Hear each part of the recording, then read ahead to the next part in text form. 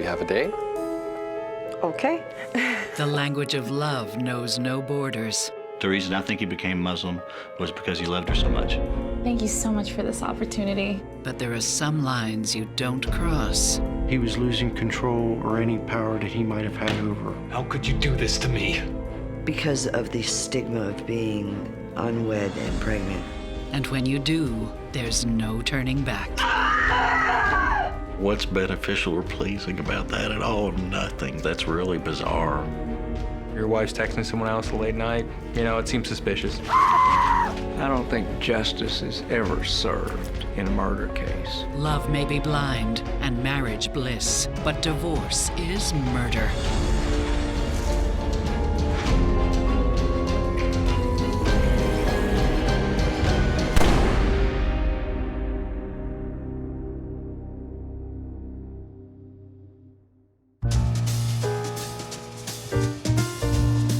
"32-year-old Donald Southworth drives a truck for a major parcel service in Kentucky.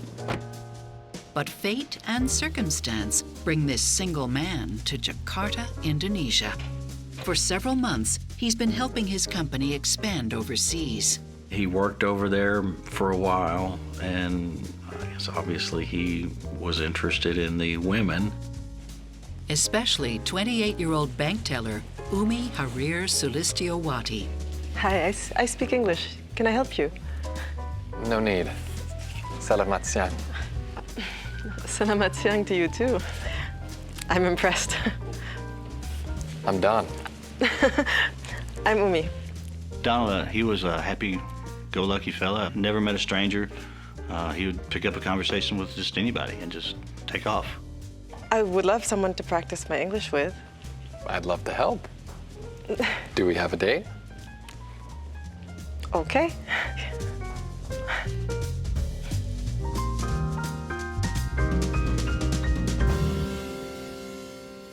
Their courtship is brief. She was a very beautiful, bright, intelligent, and loving woman. She smiled so beautifully and a wonderful laugh. Come on.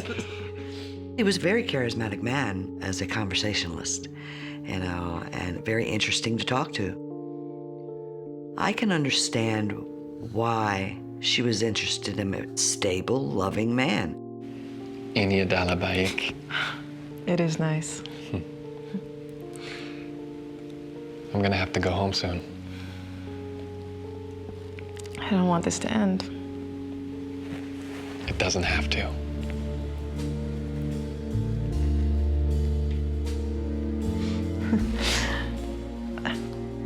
But I don't know my parents.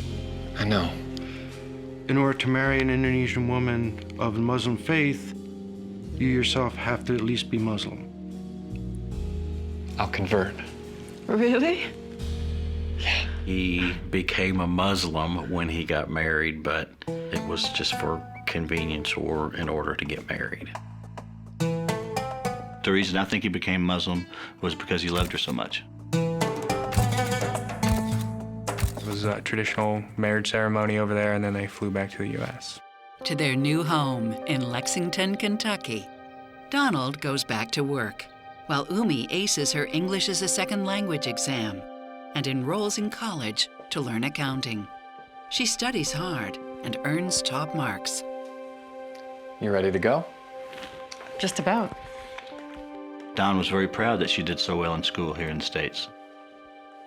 After she graduated, she worked as an accountant in a hotel, and she also worked as an accountant at a restaurant group. She pursues her master's degree while holding down a job. Where she worked, she made friends very easily, and they sort of looked after her. Umi have a lot of friends in Kentucky and have a lot of Indonesian friends too. They seemed like a typical married couple. I always liked him, and I always liked her. She was a happy person all the time. 3 years later, Umi gives birth to Nadia. They were both excited, and she took time off to have the baby, and she was a beautiful girl. Umi was very happy and Don doted on her. Donald very happy being father too. After Nadia born, Umi sent photograph to Indonesia. Everybody had picture. She very proud being a mother. But managing a new baby is a struggle. Hey. Months later, Donald is on the night shift, while Umi's back at both work and school. He was pretty active in all aspects of his daughter's life. He's a very hands-on dad. Hi, I'm home. Shh. You're gonna wake her. Sorry. They're rarely home at the same time.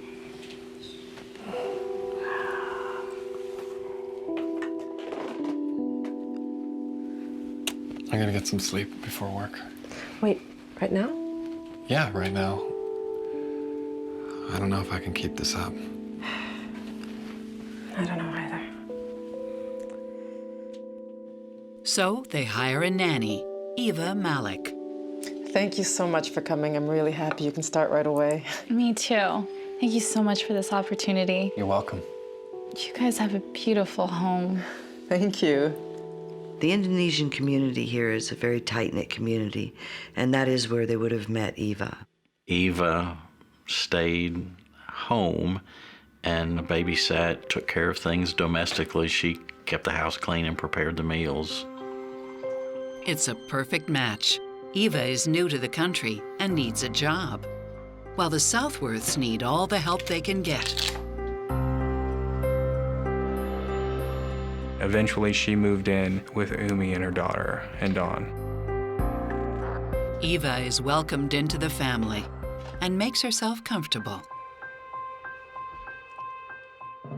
Psychotherapist Stacy Kaiser and forensic psychologist Brian Russell see challenges ahead.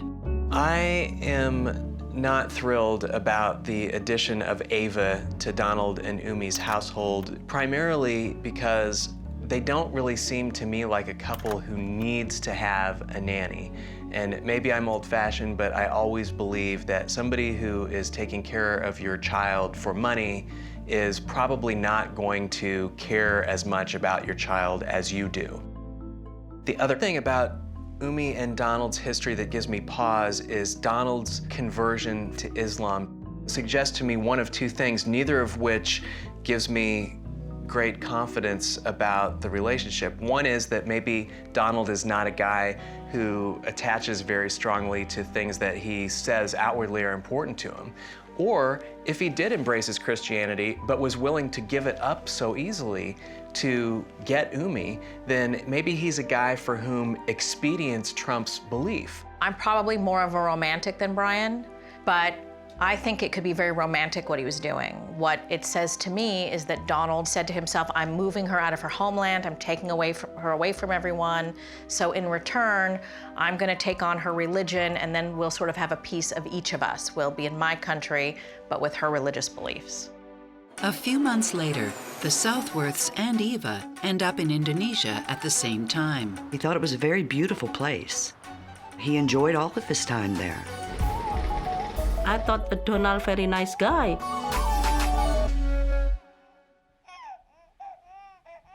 Back in Kentucky, life settles into a routine. Except for one thing. Eva is hiding something.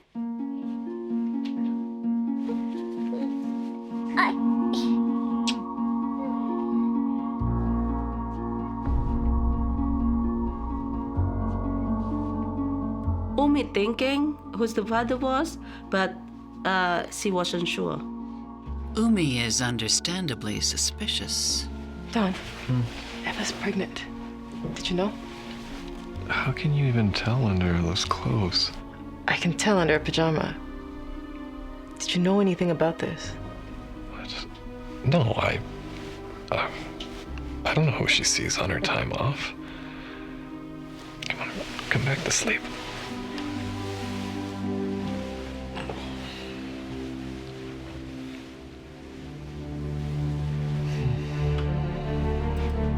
That's not the only denial Donald makes. There was just something about him I didn't like. It excited Donald to watch. That was a common practice for him.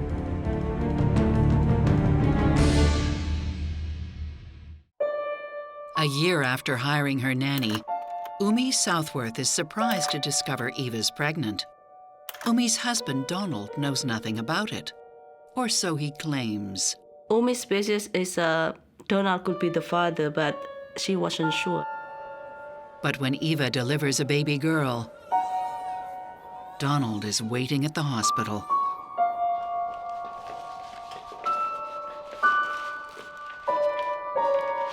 And days later, Umi confirms her worst fears. Donald is the father.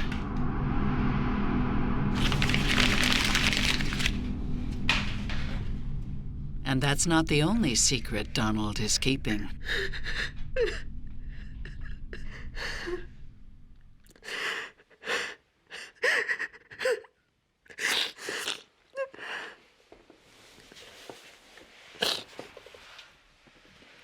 I'm sorry, Umi.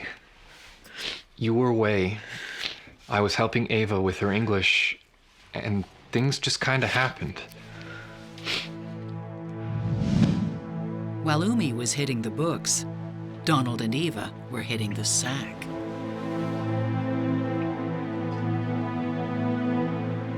Not only is the baby Donald's, There's something else I need to tell you.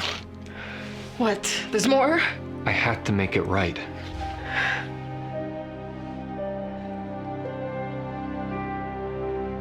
while Umi was catching up with family in Jakarta, Donald and Eva snuck off together. You're married to her? He came back with 2 different wives. It was the right thing to do. He had to marry her in Indonesia to satisfy the demands of that culture, to pacify her parents. Was it the right thing to do to sleep with her? Eva was pregnant in a new country. This is not something you do in secret, Dawn. She was vulnerable, new to America, learning the language, learning the culture, and I believe that's why she married Donald. I didn't want her to feel ashamed. What about my shame? I'm sorry. Because of the stigma of being unwed and pregnant. In Indonesia, it is legal for a man to take 2 wives. If the first wife approves, and if you can afford it. It's common in Indonesia, but Umi doesn't believe in polygamy. We're done! Umi very angry and she filed for divorce. She's not the only one upset with Donald. It was just something I felt that wasn't right. Sometimes people give off a vibe. There was just something about him I didn't like.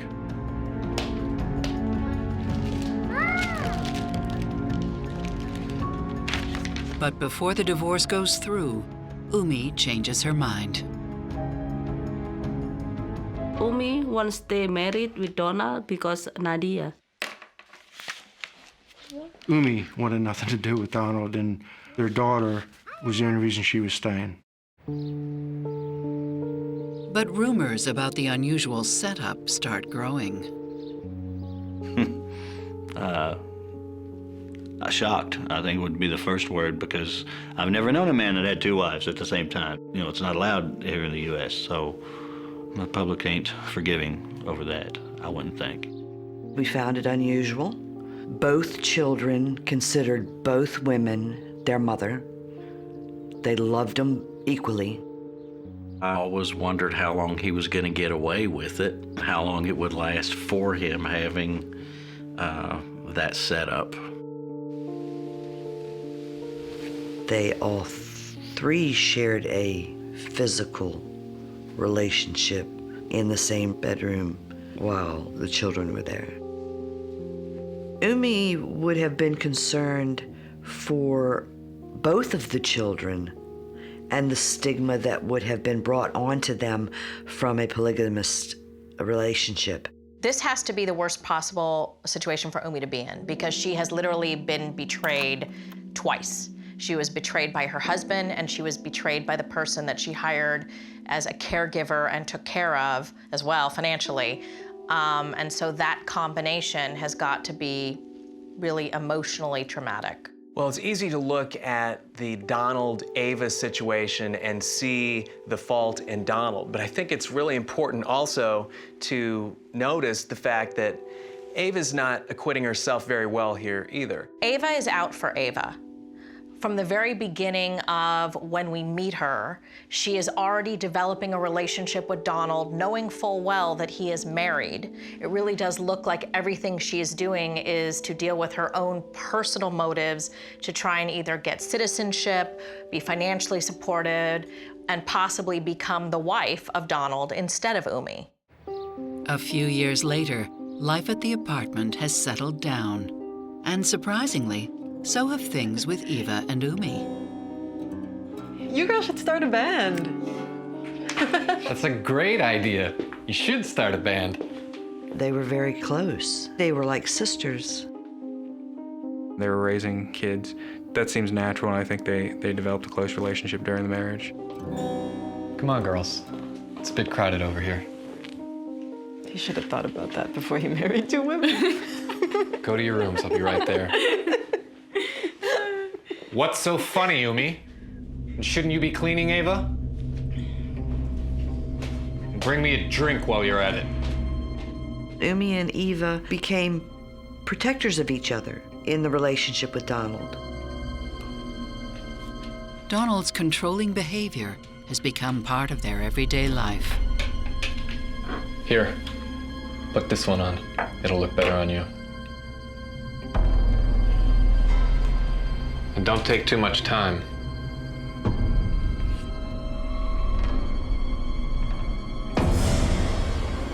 Donald, it seems, has some very specific sexual predilections. I heard that that was a common practice for him, to take his wives out to bars and encourage them to flirt with other men. It excited Donald to watch. He appeared to be a stable, loving man, but that changed. I don't think that Umi and Eva had a choice as to what they went along with. I believe that they were told to do what they did, and they did it because they were told by Donald. Donald seems to have this fetish, or paraphilia as we sometimes call them, whereby he likes to take Umi and Ava out to bars and have them flirt with other men. However, I'm skeptical about it. It's not certainly something that I think is common among guys. Most guys like to feel that their women are interested exclusively in them, and it would be an uncomfortable feeling to see them show affection to other guys, even if it was just so that later he could go pull them back out of it and take them home with him. I don't know if it's a fetish, if it's some kind of thrill, if he's getting some joy out of the fact that other men are wanting them, but he actually has them. But whatever it is, there's some motivation going on. Both of them would have felt humiliated, degrading, demeaned. He's always telling us what to do. We have to find a way to make things better. I'm so jealous of you, Umi. You have somewhere to go every day. And all I do is stay home and clean. Eva was responsible for the keeping up the house. She grew weary of it. She wanted to go to school and start working outside the home. I know that Eva didn't like it. I knew Umi didn't like it. The only person of the three of them that I think liked the arrangement was Donald. I think it's time we do something about it. Donald's perspective may change when Umi and Eva unite against their common enemy. They didn't have to tolerate Donald and his controlling ways. How could you do this to me? There was certainly some animosity in the divorce and numerous allegations in the divorce.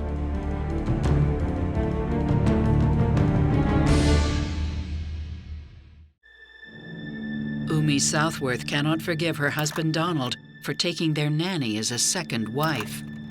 But over time, Umi and Eva develop a close friendship and a shared contempt for Donald.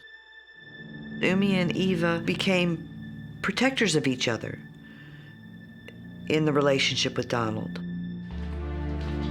A relationship they are determined to escape. Eva makes it out first. They were sisters at heart, but once things changed, Eva left. Eva want her own husband. She didn't want polygamy anymore, and she just left. She left abruptly in the night while he was at work so she could get out of the relationship. And into a new one. She'd found someone else and was going to move on and separate. Ava! Amelia! Where are Ava and Amelia? Hello? I am sure that Umi was completely supportive and involved with her escape from Donald. Amelia? Donald is not pleased. How could you do this to me? I didn't do it. You did.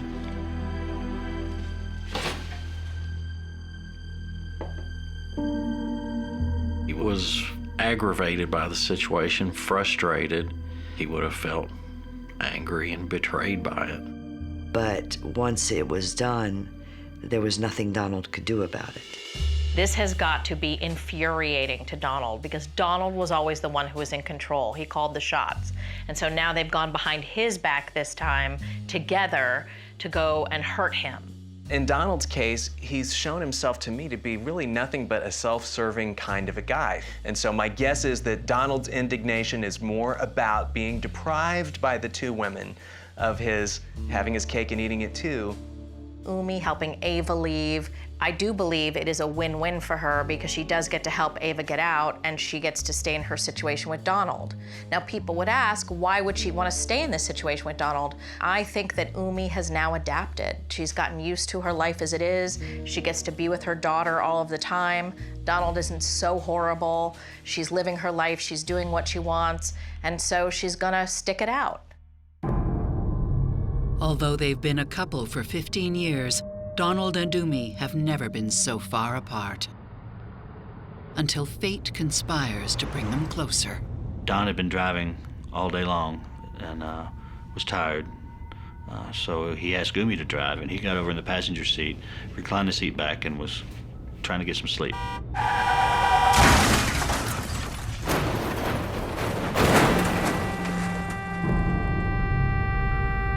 It was a serious accident, and she was seriously hurt.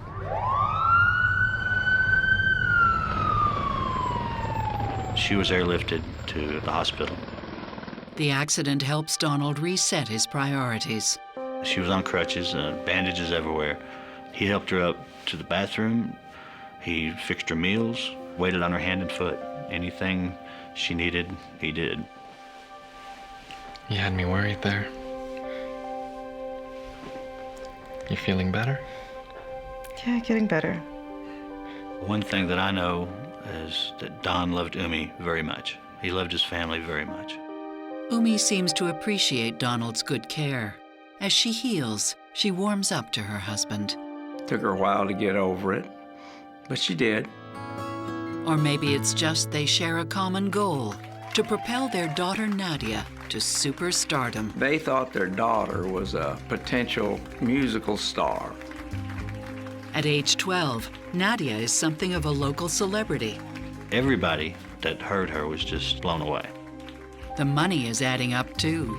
Nadia didn't receive the pay. Donald received the pay.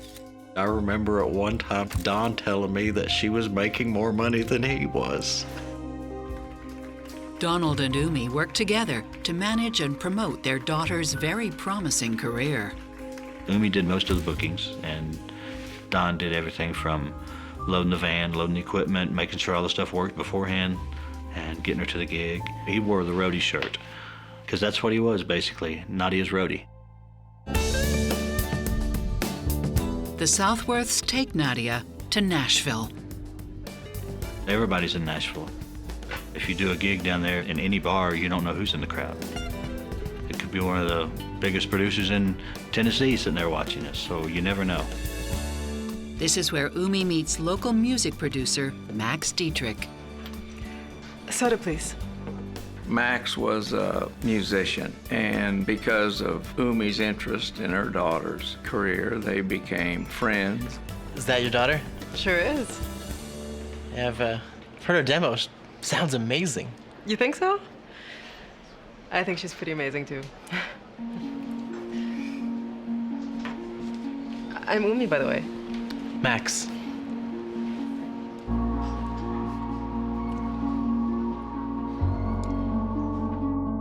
Weeks go by, and Umi and Max keep in touch.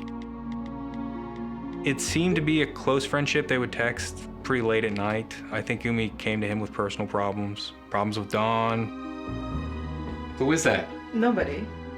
It's Max, isn't it? Answer me! They were open and would talk to each other pretty regularly, and it didn't matter the hour of the day. Let go of me! The only person Umi isn't talking to is Donald. Your wife's texting someone else late night, you know, it seems suspicious. They found the presence of semen.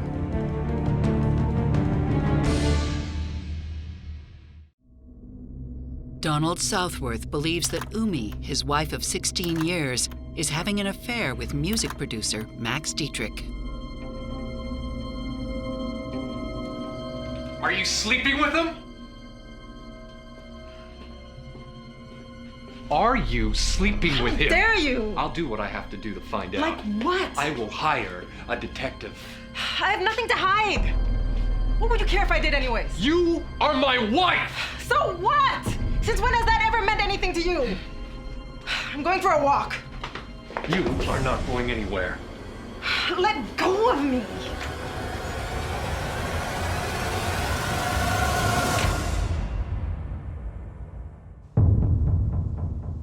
But Umi's texting continues and grows more secretive. She went outside in the night to text or talk to Max. Your wife's texting someone else late night, you know, it seems suspicious. That's not the only thing that's suspicious. Umi was in the process of trying to get out of this marriage, and part of that involved having a cell phone, having a bank account that her husband did not know about. Umi had planned to move to Nashville. She had already had an apartment there and was ready to leave the very next day. What's going on? Nothing. I said, what's going on? Not in front of Nadia.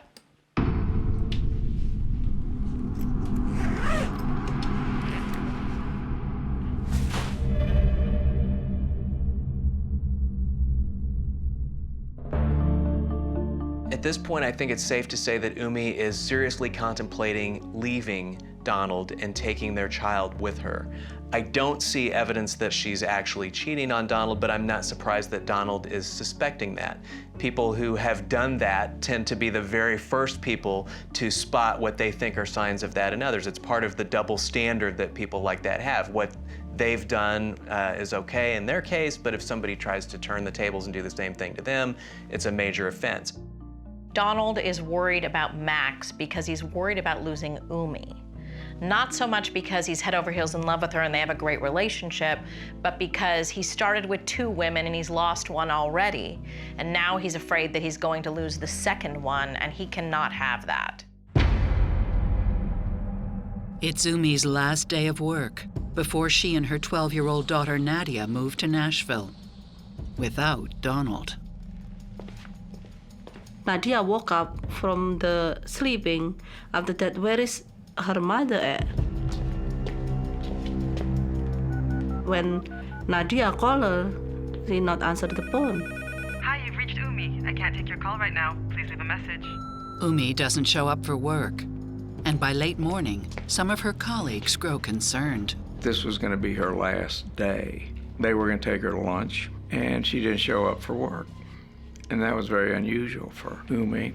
I tried her cell. No one's picking up. I think we should go. They really were worried, and they decided they were going to go over to Umi's house. Nadia is there, and she's worried too. They start looking for Umi in the backyard. Her car was there.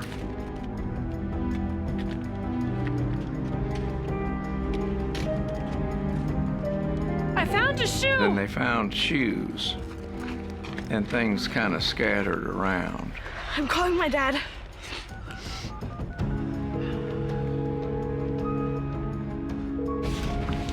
Hello? Yeah? Okay, I'm gonna be right there. Okay, calm down, I'll be right there. Yeah, bye. His daughter called him and said his mom was missing, and so he took off work and he went to go help look for her. Donald and Nadia attempt to file a missing persons report. My mom is missing and her car is still there. But Umi hasn't been gone for 24 hours, so nothing can be done. Let's go, Nadia. They're not gonna help us. He seemed calm. His daughter was not so calm. She was hysterical. She was concerned that something happened to her mother. That fear is intensified when Umi's colleagues check her work voicemail later that day and find a message from Nadia's phone. What do you want me to do? Kill her or something? No. I'm calling the police. There was a recording on there that caused some alarm because it sounded like some semblance of a fight going on. Umi's coworkers thought it was suspicious. So do police. They rush to the Southworth residence and search the woods behind the property.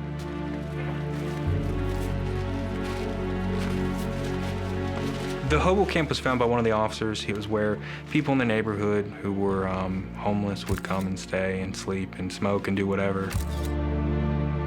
At the camp, they find an old mattress.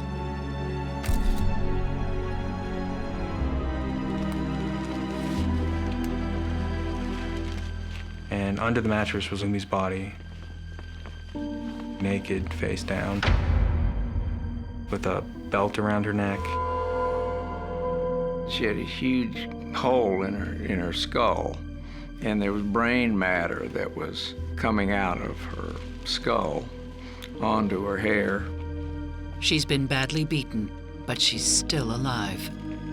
And she was taken to the hospital, and the medical people said she was programmed to die. There was no survivability for that woman. Police search the camp for clues. They find a nightdress with blood on it. And of course she was found there naked, so it looked like she was some kind of sexual assault. At the hospital, Umi is checked for signs of rape. There was semen found inside of Umi's body. The thought sickened me. Umi dies the next day.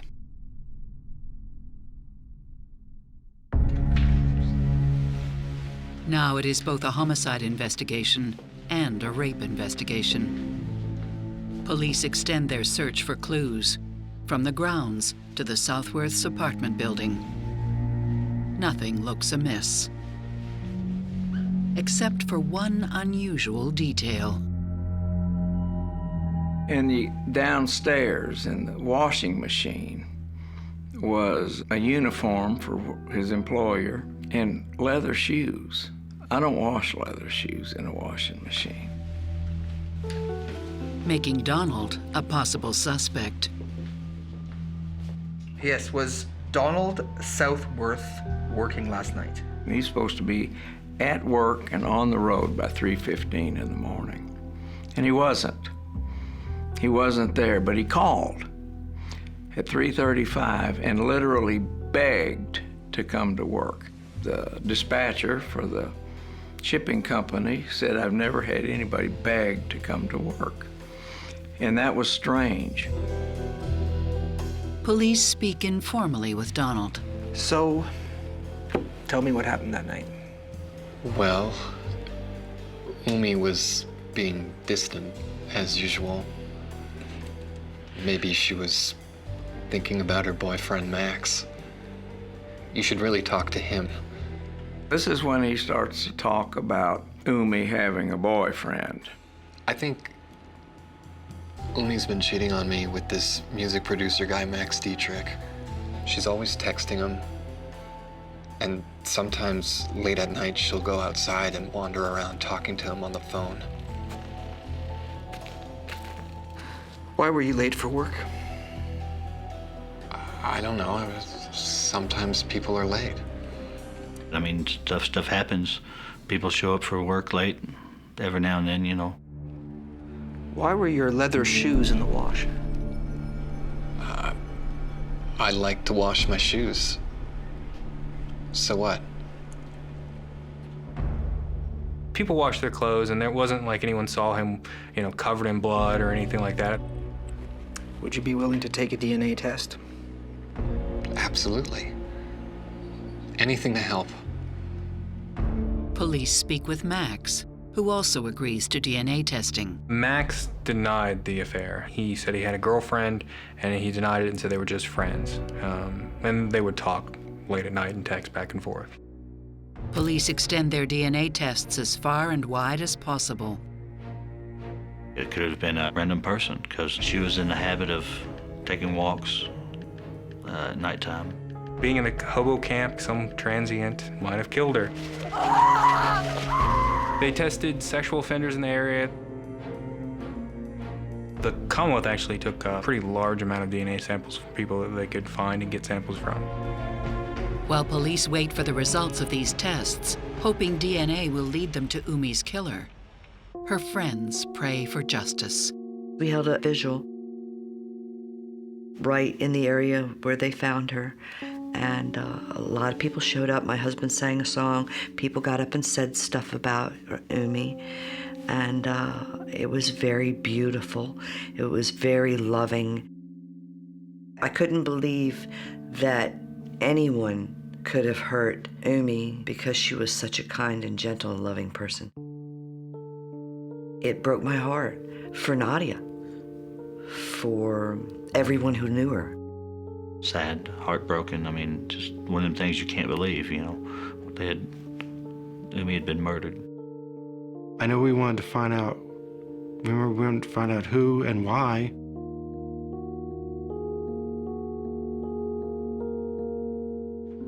But the answers to those questions prove elusive. The strange voicemail message comes to nothing. What do you want me to do? Kill her or something? No. It turns out to be audio from a video game. It sounded kind of strange out of context, but it was really just an innocent pocket dial that their daughter did. The unknown DNA is the only lead left, but what it reveals will turn the case upside down. We thought the whole scene was staged. It's just disgusting, and I don't understand why anybody would do that.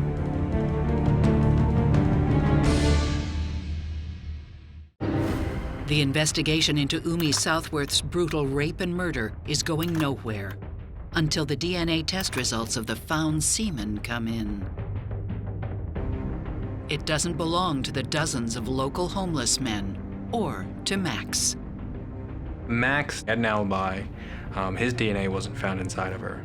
I don't believe that there was any sort of affair or sexual relationship between Umi and Max at all. Leaving only Umi's husband, Donald Southworth.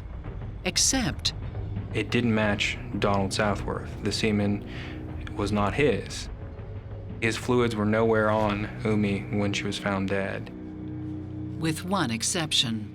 Some of the blood on Umi's nightgown isn't hers. There was DNA of Donald found on her nightgown that was found there. But Donald's blood could have gotten there any time. That's not the only evidence that has police and prosecutors stumped. The results of the medical examination reveal Umi wasn't strangled to death. They found a belt around her neck. It wasn't tight. There were no marks noticed by the medical examiner. We thought the whole scene was staged. That's what we thought. Nobody knows what to think until police speak to Eva. I want to talk to you about Umi Southworth. I have to tell you something about her husband. Donald. When we were together, he did something to me. Eva described a strange situation with Donald. He had inserted into her vagina a used condom that he said he had gotten from a trash can in some Indonesian fella's house. He put it in me. It's just disgusting, and I don't understand why anybody would do that. But Donald was a very unusual man with unusual sexual habits. We thought this may be an explanation of how that got there. Given the knowledge that Donald could have inserted semen, he is arrested and charged with Umi's murder. His motive? Money. Nadia had just been signed by Atlantic and was getting ready to go on an Australian tour. Donald was very, very driven by money. He imagined that Nadia would become a big star, and then he wouldn't have to worry about anything in life. He would never have to drive a truck again. I said, what's going on? I'm leaving, and I'm taking Nadia with me. No, you're not. Donald couldn't take it. He didn't want to lose his child, his meal ticket, and the only way he could keep it from happening was to get rid of the person that was going to move his daughter. He was losing control or any power that he might have had over her. So he finds some sperm somehow and waits for his wife to go to sleep. Donald waited till sometime in the middle of the night, and it woke Umi up because the cat had escaped. Umi. And needed help locating it. But Scruffy's missing? Yeah, come on, Nadia's gonna be devastated. Let's go. Okay. Come on. Okay. Come on, come on. Scruffy!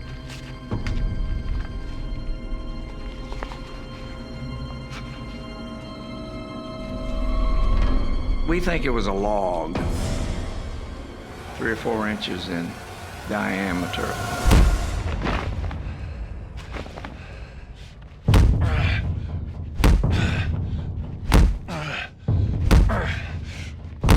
He then sets up the small hobo camp,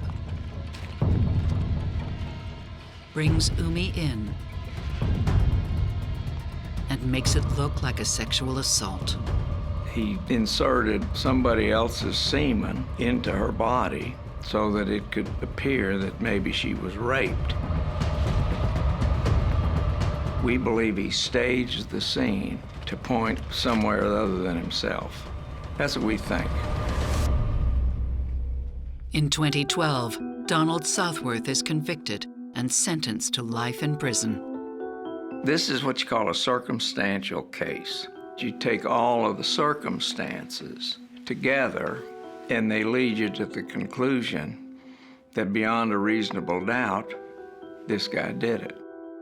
But the conviction is overturned on appeal. Eva's testimony is found to be irrelevant and prejudicial, meaning her story about the used condom would be excluded from a second trial.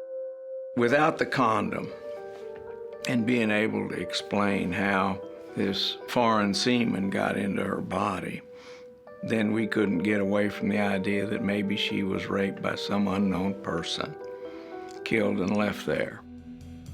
Instead of a second trial, Donald is offered an Alford plea for first-degree manslaughter.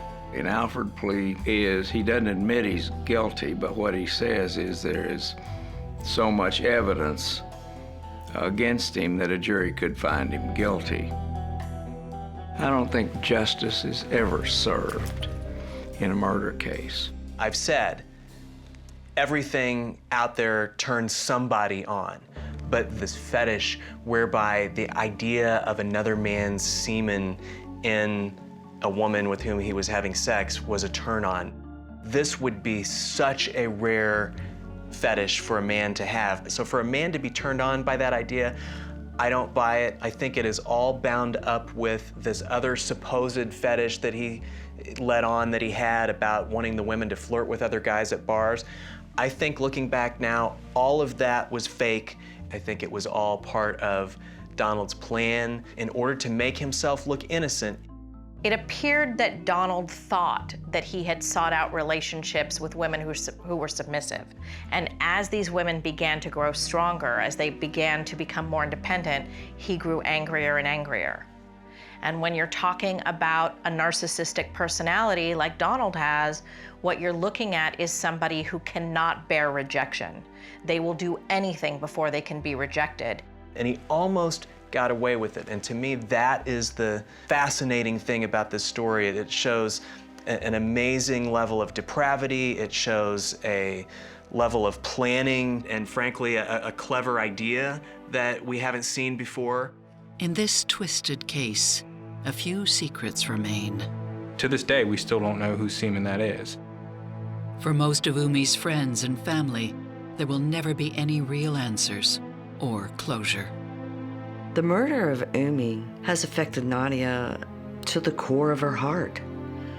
You know, she lost not only her mother, but her father in the same day. Her mother showed her so much love that I'm sure it was very devastating, and I just pray that she will recover from it and continue on with the gift that God gave her in her music.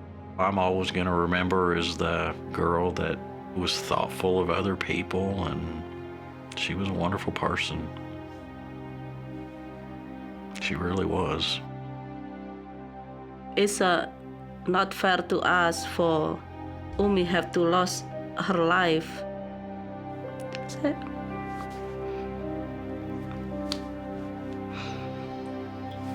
I'm sorry.